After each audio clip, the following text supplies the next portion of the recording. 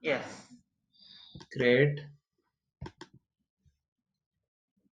So we are last class we are left with the relevance part in the Elasticsearch. So you have any questions or doubt till the points, the contents what we have covered till now? You have any doubts or you have any clarifications? No, I'm okay. Okay, fine. Maybe this would be a last kind of more theoretical class we'll be having, kind of theoretical. From next class onwards, what we'll be having is like more of configuration the Elasticsearch and deploying the using the Logstash and FileBeat. So we'll be dealing with a lot of FileBeat and Logstash.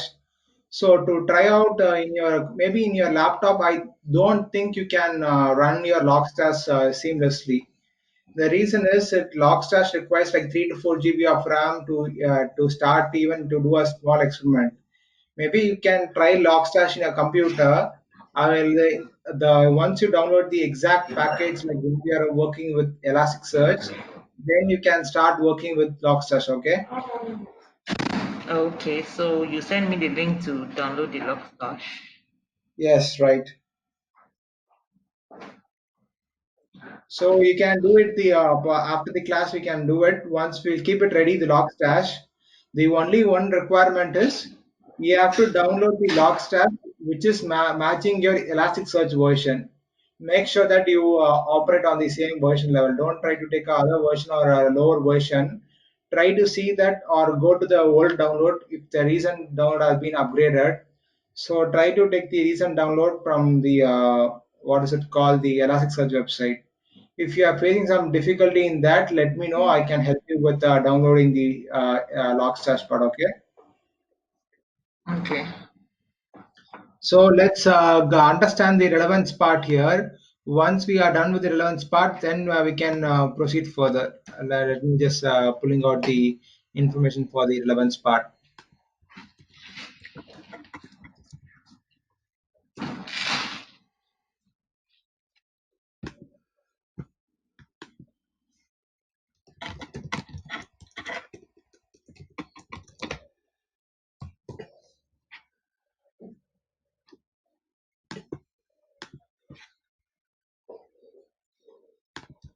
I'm just sending this document to you, or this blog link to you in the chat. Do you have, I'll just get you the holistic part. Can you see the mapping here, Victoria? Yes. So do you understand? Like, let me do one thing. Let me just copy and paste the mapping in the what is it called? The Kibana part. CD slash data ELK software Elasticsearch software then slash Elasticsearch.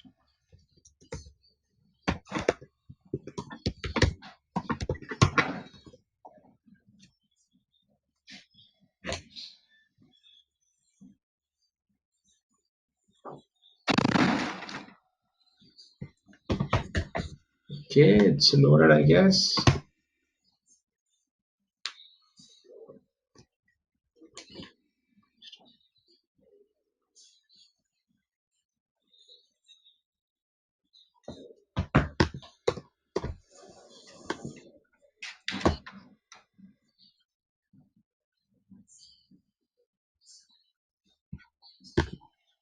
Mm, yep, got it.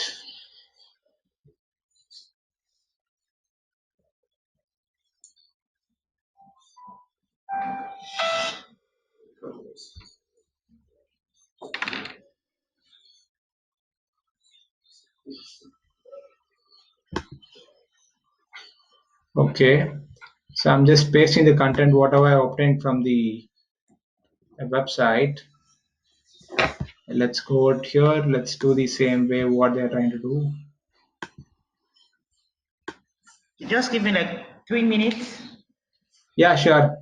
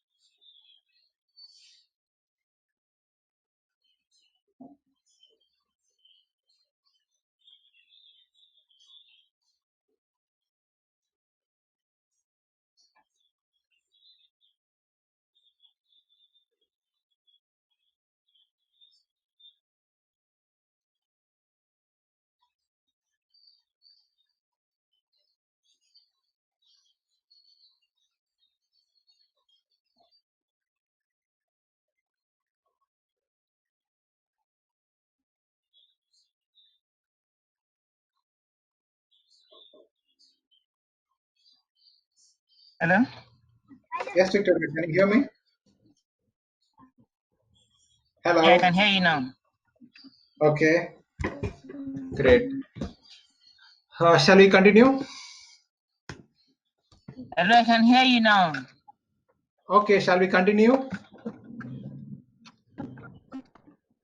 Yes, let's continue. Yeah.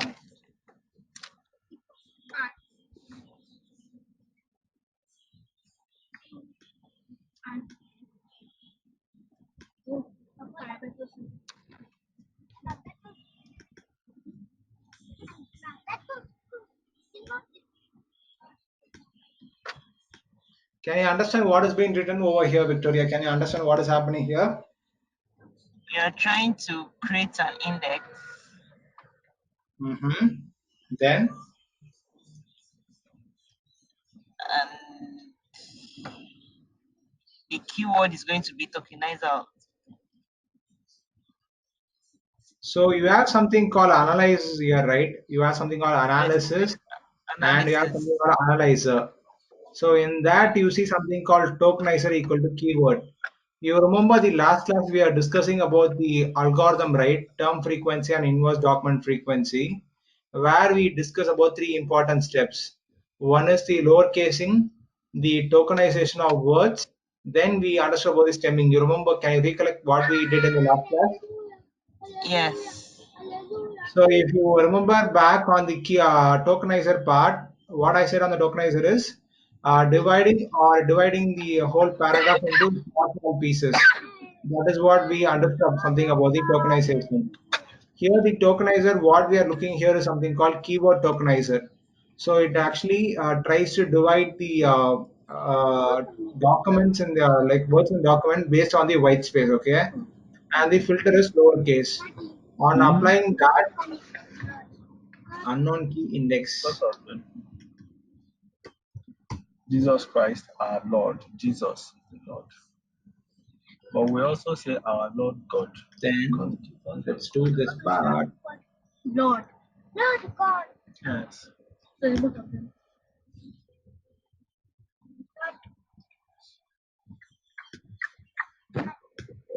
To indent.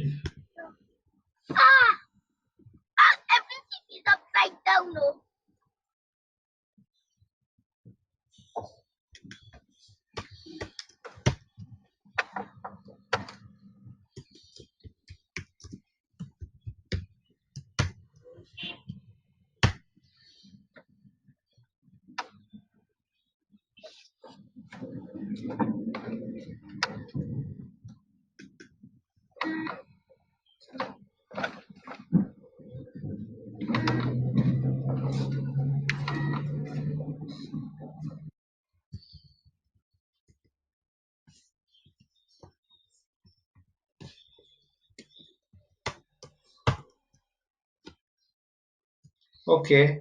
I think it says that I don't have enough space in my disk, I guess. Let me see what is the free space.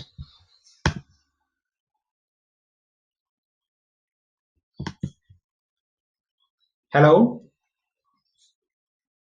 I can hear you. Okay. 1.3 GB is free. Just give me a second. Let me delete the content.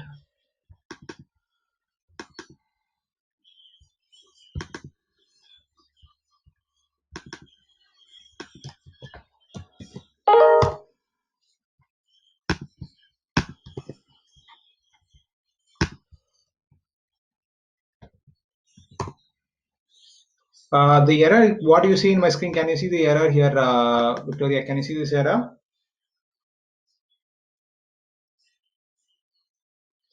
Yes. Hello. So if you see some error, something called as a cluster block exception, and it says that something called for index read only. So this indicates that your hard disk space is actually filling it up. So what happens when you reach like 90%, 95% of your hard disk space, what will happen is Elasticsearch will stop accepting new data. That's the first job.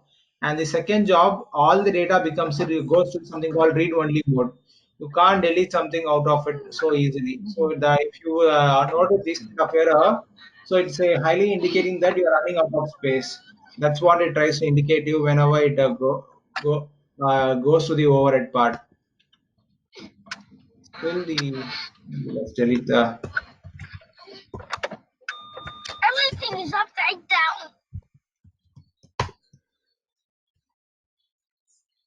mapper exception. Okay, let's skip this part. Maybe let's work this directly.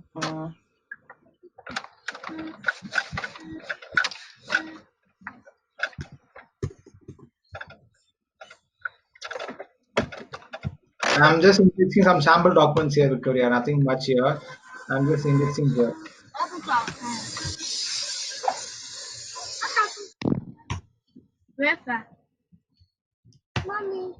So I have indexed like four documents here. So let's query and verify the documents type here, like what it comes. Can you see the document being retrieved here? So it has something called libs as your index name and type as the book, and you have the author name, title, language, and year, and so on. So it gives you the thing. So like now the second part, what we have to understand here is now we are just want to understand how the relevance part makes a big impact over here. So to do that, can you see the formula over here?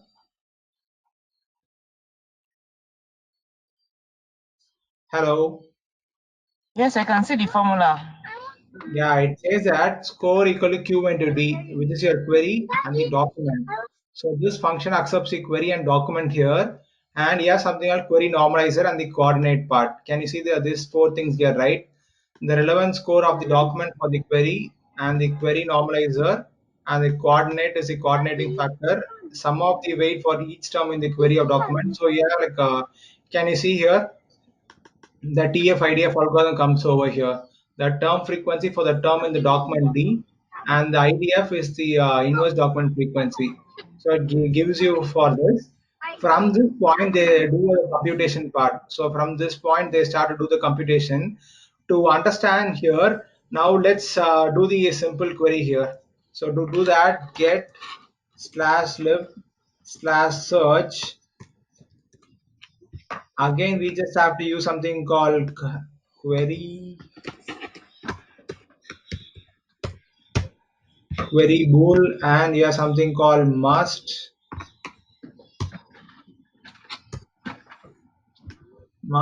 and query string.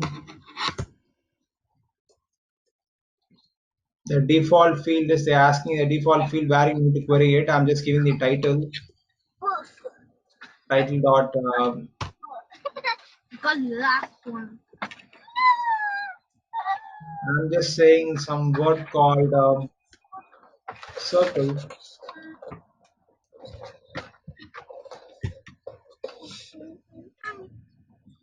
Maybe let's search it again.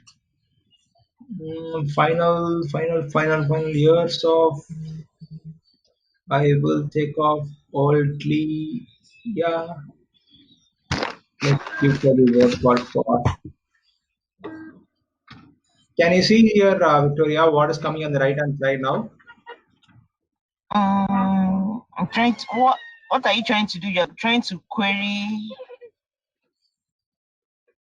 as in what's this is supposed to search for what? So if you observe here, can you see this code over here? Yes, the score This code 1.31. actually indicates that how much document is very relevant for your query. So we did some query here, right? So you say the query here is like a for statement, or let's say something called a bell. On performing the bell, it says that it is having the maximum score of 1.31. Okay. So like coming back to understand like the scoring part, if you remember back on the what is it called the Titanic dataset, the mapping.elk. You remember the mapping.elk example, right? Yes. So like if you look on the mapping.elk, so we have like, a lot of different names over here. In the same query, I'm just replacing with the thing called Mr. over here. And yeah, give the content call instead of the name. I just type name and type Mr. Can you see here? Or, Okay, so you're querying for Mr. yeah. Now I'm doing for Henry now. First I gave for Mr. Now I'm choosing for a word called Henry now. Because Henry has like a lot of different combinations here. You see the word first call here, right? I'll just copy and paste it in a different editor to for a maximized view. This is one type of Henry here. And the second type of entry, what we have is here, hat Mr. Henry. Second type of entry here, Mr. Blank Mr. Henry.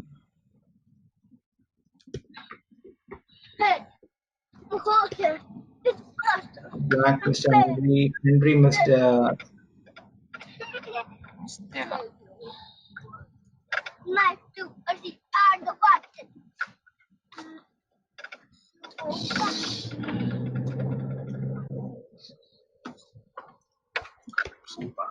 So now you see four different examples for the entry, right?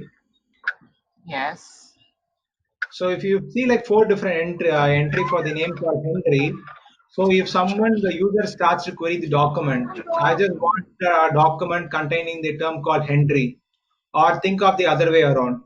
You are going to some e-commerce site and you are searching for some books. Okay, you want to search some book which has the word called computer, or you want to search something called maybe a networking. If you want to search something in our e-commerce portal, what happens behind the scene is whenever you query something like that, now your search response, you should get some relevant books, right?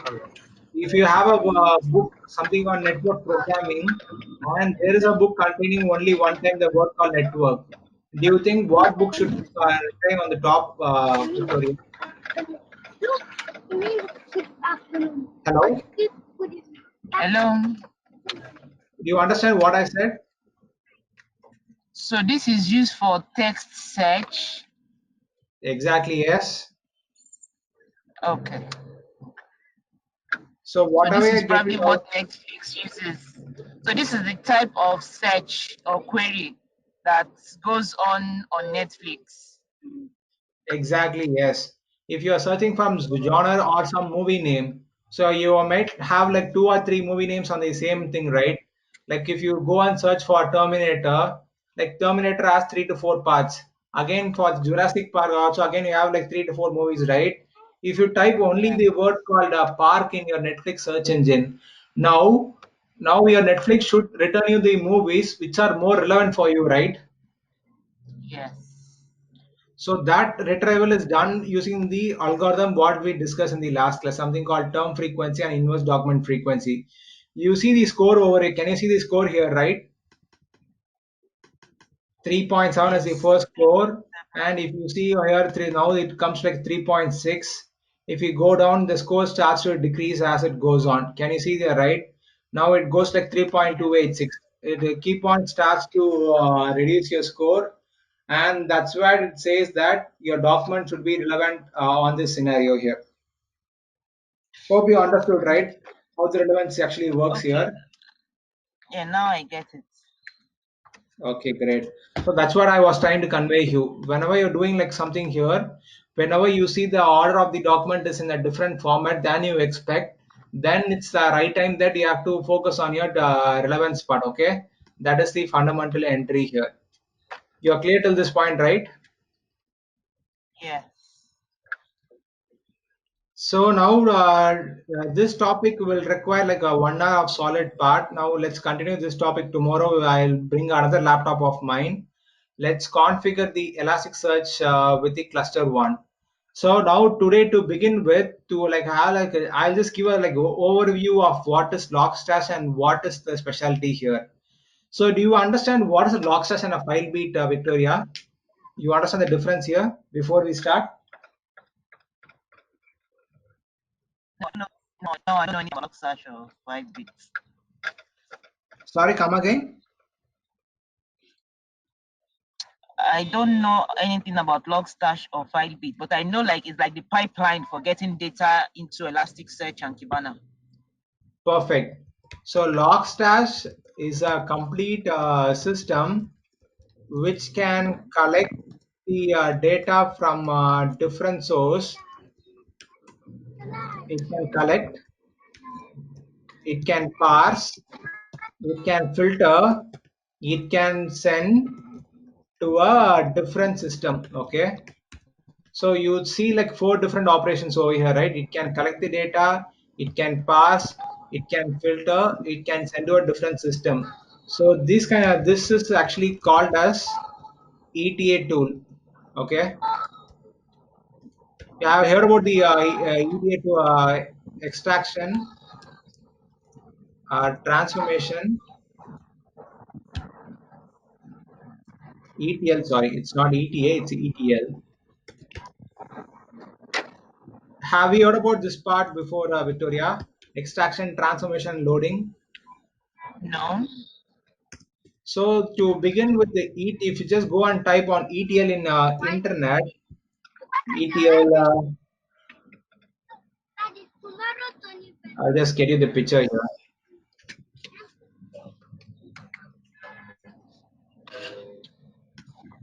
Can you see the picture on this side, Victoria here? Yes. Can you understand what? Can you explain what is happening here? Yeah. It's No. extracting different sources. It stores them or transform them and like, put them all together and send them to another device. Okay, I'll just get you the That's different part now here. Can you see the same picture here? What is happening for the ETL? I'll just pull it for a better picture. Maybe just give me a second. I'm just pulling out the other picture.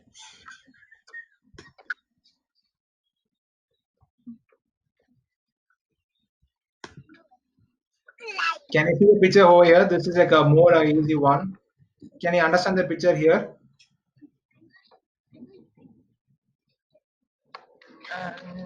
no, this one is smaller. Okay. Okay, let me make Yes. it easy. Extract, transform. So if you think of Logstash, I'm just pulling up the thing for Logstash also. I just search for the same thing for Logstash. You understand this? Understand the picture here. If you click on the Logstash here, can you see the Logstash picture here? It also collects Yes. data from different source and stores in some kind of engine over here. And let me take a different picture. Can you see this picture here? Toby, can you sit It down says that properly? popular data source are the IoT device, web app, database, message queue. From Toby, all what of is these this? different sources, it collects the data and it sends to the Elasticsearch. It not only sends to Elasticsearch, it has like other features also here. Can you see here, right? The input comes from a different source and the filter and transformation happens in the Logstash. Once it's done, it goes to the Elasticsearch. Once the data actually goes to Elasticsearch, we can start collecting the data from the Kibana part. Then we can start visualizing data here, right? You understand what Yeah. happens in different ETL tool and the Logstash part. You understood the gist here, right? Yes, so the ETL collects, so the Logstash collects and transform data for use in Elasticsearch. Search. Yes. But if you think of the file beat, it can only collect and send data to Logstash or Elasticsearch. So it can't do any parsing, or it cannot do parsing, filter, or any other transformation. That is not possible with the file beat. Okay, so you understand, right? Logstash can take the data from different source, then aggregate all the data, then it can filter, it can do like a lot of simple operations, it can truncate transformation, and it can load into Elasticsearch or some other system. In case of file beat, it can only collect the data, it can't do much more than that. You can't do the parsing. Like if you think of a Logstash is a complete system, whereas the file beat is like a small subunit in that. You understood what is the difference between the Logstash and a file beat, right? Yes, so Logstash can collect, parse, filter, transform data, while Firebase only collects and sends to the Elasticsearch. So no transformation takes place in Firebase. Yes, right. So that's the fundamental difference between the Logstash and the file beat. You understood the gist here, right? Why are you putting your finger in your mouth? Have you finished the popcorn? You have Yes. clear the difference, right? Because this is like a kind of very important thing you have to Can you see understand. properly, man? Yes, I Because the do. people, the main reason why they have developed something here, because the initially in the before release of Elasticsearch, you had only Logstash. There was no FileBeat.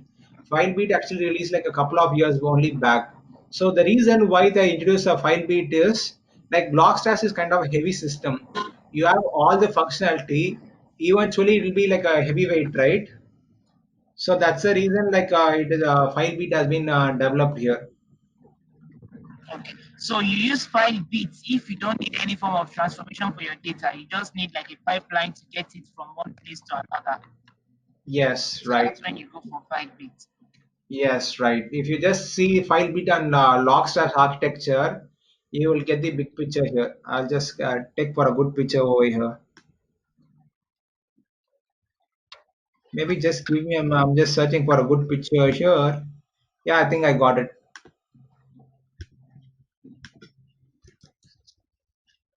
Can you see this picture here? Yes. It takes the data from a different log file and file bit sends to the Logstash. Now the Logstash only does the parsing, filtering, and transformation. Then it sends to Elasticsearch. You are understanding the flow here, right? What happens now? Okay.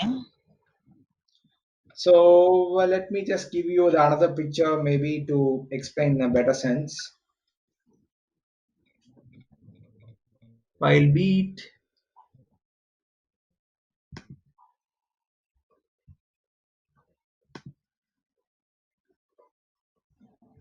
Can you see here what happens now? So file beat collects the data from different source and then it sends for the Logstash. Now Logstash will directly work with the Elasticsearch in the backend. Now it interface with the system in the backend. So basically, what it does is your Logstash is a kind of heavyweight system. It kept in a one single machine. So all the file with small modules will send the data to Logstash. From Logstash will go to the Elasticsearch. Okay. Hello,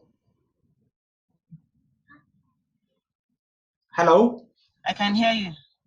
Yeah. So the file beats like the small units. From for all these small units, it sends to the Logstash. From Logstash, the operation actually happens over here. That is a gist over here. You got that's the reason, full fundamental reason. Anyways, we will understand from tomorrow's class in detail about it, Victoria. Please download and keep your Logstash up and your Logstash version in your machine ready. So tomorrow we will configure Logstash and start pulling the data from several different sources. Okay.